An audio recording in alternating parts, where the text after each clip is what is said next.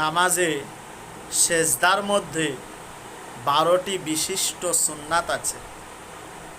এই সুন্নাতগুলো আপনি পরিপূর্ণভাবে আমল করবেন ইনশাআল্লাহুল আজিজ। মরণের পরে বিশ্বনবী মুহাম্মদ রাসূলুল্লাহ সাল্লাল্লাহু আলাইহি ওয়াসাল্লামের সুপারিশ হাসিল করতে পারবেন। তার মধ্যে 1 নম্বর হলো সেজদায় গিয়ে তাকবীর বলা, আল্লাহু আকবার বলে সেজদায় যাওয়া। 2 নম্বর হচ্ছে সেজদায় যাওয়ার সময় মাটিতে প্রথম হাঁটু রাখা।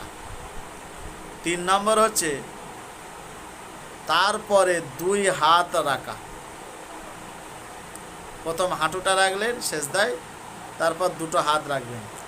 4 নম্বর হচ্ছে নাক রাখা তারপরে, আর 5 নম্বর হচ্ছে তারপরে কপাল রাখা। প্রথমে তাহলে আপনি হাত রাখবেন, তারপর প্রথমে হাঁটু রাখবেন, তারপর হাত রাখবেন, তারপর কপাল রাখবেন, তারপর নাক রাখবেন। 6 নম্বর হচ্ছে 2 হাতের মাঝখানে সেজদা করা। এরকম 2টো হাত বিছিয়ে দেবেন আর সেজদাটা এর মাঝখানে হবে।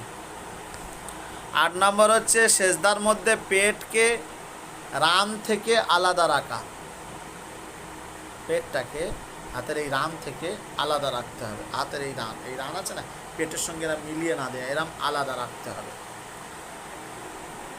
8 নম্বর হচ্ছে বাহুকে পার্শ্বদেশ থেকে পৃথক রাখা। 9 নম্বর হচ্ছে কনুই মাটি থেকে পৃথক রাখা। এই কনুটা এরা মাটি থেকে যেন শুয়ে পড়ে না থাকে, মাটি থেকে এরকম আলাদা রাখতে হবে। আর 10 নম্বর হচ্ছে সেজদায় গিয়ে সুবহানা রাব্বিয়াল আ'লা, সুবহানা রাব্বিয়াল আ'লা, সুবহানা রাব্বিয়াল আ'লা 3 বার আপনি পড়তে পারেন, নতুবা 5 বার পড়তে পারেন, নতুবা 7 বার পড়তে পারেন, এর অধিক না পড়া।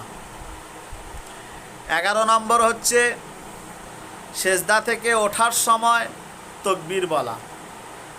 সেজদা থেকে যখন উঠবেন আল্লাহু আকবার বলে তাকবীর পড়তে হবে। আর 12 নম্বর হচ্ছে সেজদা থেকে ওঠার সময় প্রথমে কপাল তুলবেন, তারপর নাক তুলবেন। এই কপালটা প্রথমে তুলবেন, তারপর নাক তুলবেন, তারপর 2টো হাত তুলবেন, তারপর এই হাঁটুটা আপনি তুলবেন। এই 12টি সুন্নাত সেজদার মধ্যে আছে, এগুলো আপনি জানবেন।